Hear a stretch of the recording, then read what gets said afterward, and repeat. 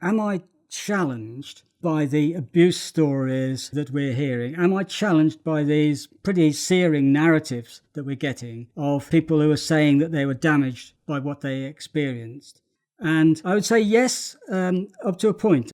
If people are going to be willingly engaged in a sexual encounter and feel quite happy about it at the time, and for it genuinely to be a willing engagement at the time and a happy engagement, and then a decade or more later, when they've learned about how unacceptable all this is, a lot of people begin to internalize the social narrative that, oh my God, that what happened to me, everybody's saying it was abusive. And a lot of people do believe then that it must have been abusive. And they then begin to explain to themselves all sorts of things that have gone on in their lives afterwards, like drug abuse and, alcoholism.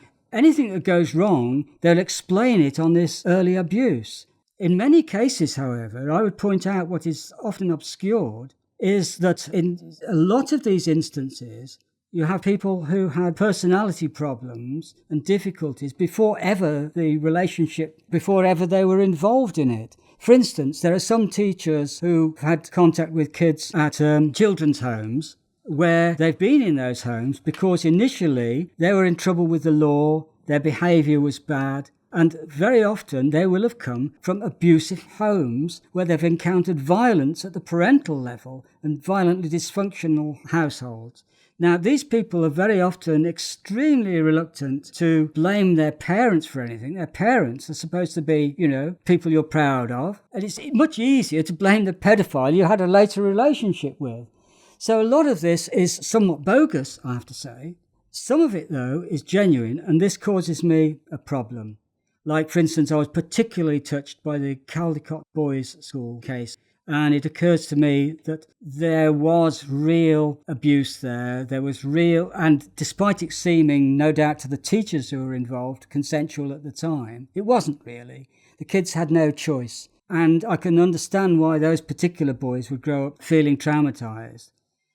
All of these people can't be wrong. And so I have to take on board where they may be right. So what my response to that would be was, well, if I'm a bad pedophile or if people like me are bad, let's do something about it. We can't eliminate the feelings, but I feel the attempt by society to eliminate all expression of these feelings is taking society in a terrible direction.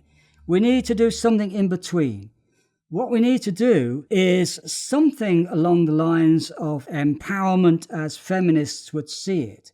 We need a society with greater accountability. What we have in something like the Caldecott School is a traditional setup from years ago where teachers had tremendous amount of power and parents were not expected to have any say in all of this. Kids were expected to have the stiff upper lip and just do what they were told by the masters. I think we need to get away from that. But that doesn't mean to say we have to eliminate all sexual expression.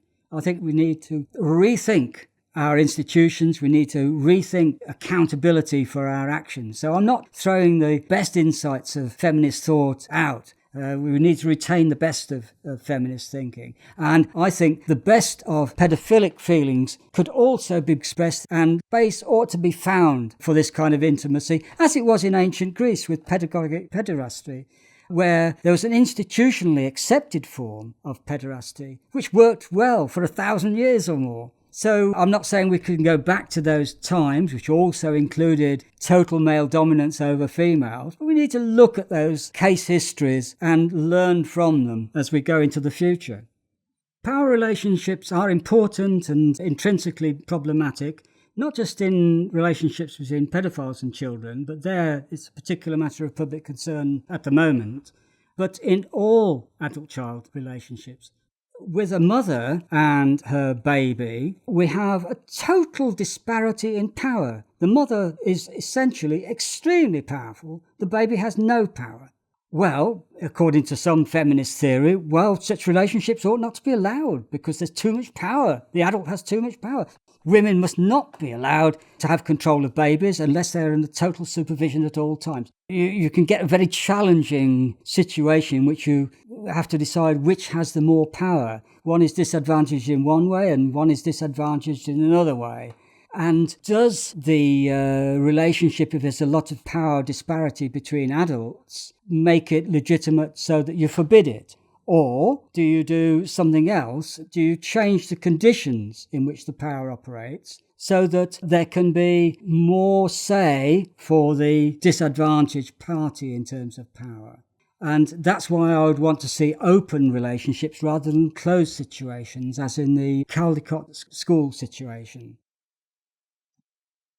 Where it's all going at the moment, it looks pretty grim because we're getting a more and more oppressive society. There's more and more surveillance. Everybody is watched to a much greater extent than used to be the case. And systems of surveillance and control are getting ever greater.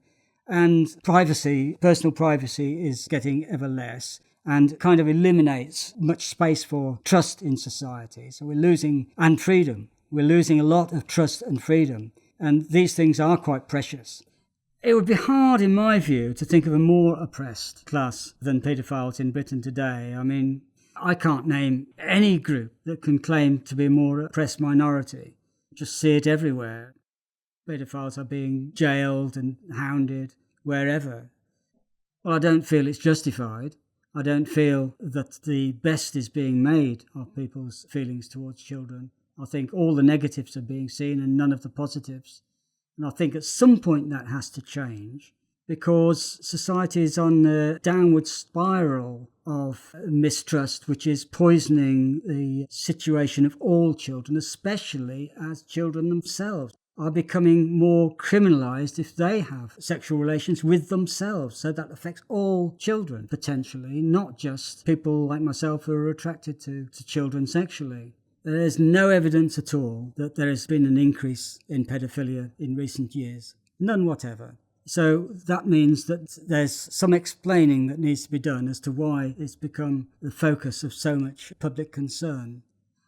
The roots of this lie very, very deep, in my view, and they engage economics, technology, history at all levels. I think that in the last couple of 100 years, what we've seen is the emergence, first of all, of what we might call the nuclear family, limited family, whereas before people living in villages, typically agricultural, and before that hunter-gatherers back in distant time, had a greater sense of community and engagement, and everybody know everybody else.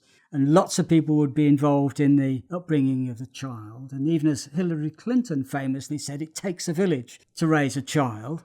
And ideally, that's the way we would be. But economics dictated, in the Industrial Revolution particularly, that families got smaller and smaller and smaller because labour needed to be more mobile. And so people became factory fodder, essentially. And the family unit became mother and father and typically a lot of children at one time, fewer now. But it was the nuclear family, not the wider community.